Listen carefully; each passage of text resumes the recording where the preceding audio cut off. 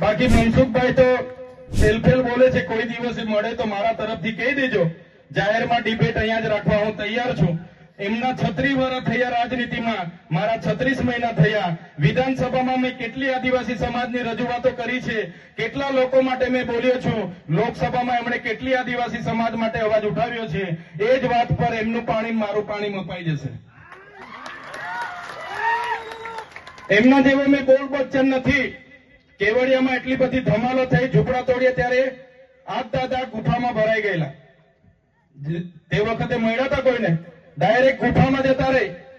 આ વિસ્તારમાં કઈ પણ આદિવાસી સાથે ઘટના ઘટે, ગુફામાં જતા રહી. આપણા બાળકોની પોસ્ટ મેટ્રિક શિષ્યવૃત્તિ જયારે એમની સરકારે બંધ કરી, અમે લડતા હતા, એ ગુફામાં જતા રહ્યા. આ વિસ્તારમાં જીએનએમ એમની નકલી કોલેજ ચાલતી હતી, અમે લડતા હતા, એ ગુફામાં જતા રહ્યા. આ જ પોલીસ અધિકારીઓ આપણા લોકોને દેવ મોગરા જતા લૂંટતા હતા, અમે એસપી સામે લડતા હતા, એ ગુફામાં જતા રહે. બસ ઉઠી બેઠા કે ચૈતર આમ, ચૈતર તેમ, ચૈતર તેમ.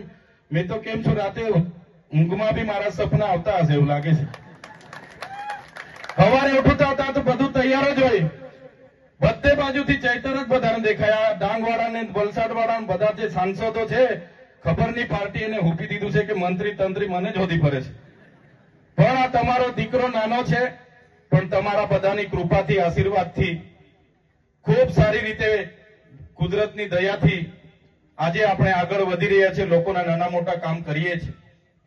ત્યારે આજે મારા સમર્થનમાં, મારા નેતૃત્વમાં ખૂબ સારા લોકો આમ આદમી પાર્ટીમાં જોડાયા છે. ઘણા લોકો ભાજપમાં હતા, ગોવિંદભાઈ હોય, અશ્વિનભાઈ હોય, એવા કેટલા કેટલા વર્ષોથી ભારતીય જનતા પાર્ટીમાં એમણે સેવા આપી. એમણે બધું પોતાના પરિવારની જોખમે એમણે સેવા આપી, પણ પાર્ટીવાળા એમની કદર ના કરી. કોઈએ પૂછ્યું નહીં.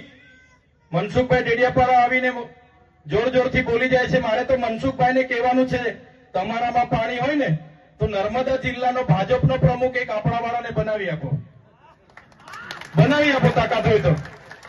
પાર્ટીમાં રજૂઆત કરો કે ભાઈ આદિવાસી જિલ્લો છે, ભાજપનો જિલ્લો પ્રમુખ આદિવાસી જ હોવો જોઈએ, એવી માંગ કરો. જોઉં છું પાર્ટીમાં તમારી કેટલી હેસિયત છે, ખબર પડી જાય પાર્ટીવાળા કેટલું તમારું સાંભળે છે. આ ચૈતર વસાવા પર 14 જિલ્લા છે, 14 જિલ્લાના કોણ પ્રમુખ બનશે ને વિધાનસભા કોણ લડશે, જિલ્લા પંચાયત કોણ લડશે ને તાલુકા પંચાયત કોણ લડશે, એ ચૈતર વસાવા નક્કી કરે છે. ચૈતર વસાવા